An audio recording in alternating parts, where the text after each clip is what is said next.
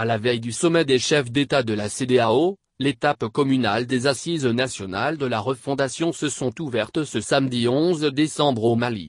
Ces consultations qui se poursuivront jusqu'au 30 décembre par des étapes régionales et nationales ont pour objectif de trancher sur un éventuel prolongement de la transition et de discuter sur les réformes prioritaires à appliquer dans le pays. Dans les mairies ou les salles polyvalentes d'une majorité des localités du Mali, des notables ainsi que de simples citoyens se sont réunis tôt ce samedi pour la première journée des assises communales de la refondation. Au total, 538 communes ont été reconnues praticables et sécurisées sur les 749 identifiées par le comité d'organisation.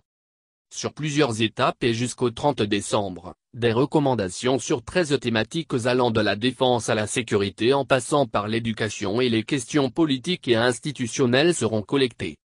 Une manière pour le gouvernement de transition d'engager un véritable processus de refondation du Mali.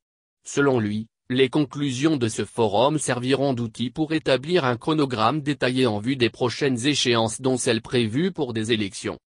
Pourtant, au-delà du principe, la méthode est décriée. Plusieurs partis et organisations ont décliné l'invitation, comme la coordination des mouvements et sympathisants de l'imam Dicko qui a décidé de boycotter ce rendez-vous.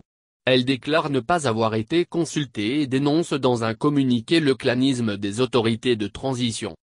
De son côté, le cadre stratégique qui regroupe des groupes armés signataires des accords d'Alger fustige une approche unilatérale, alors que certains de ses membres sont au gouvernement.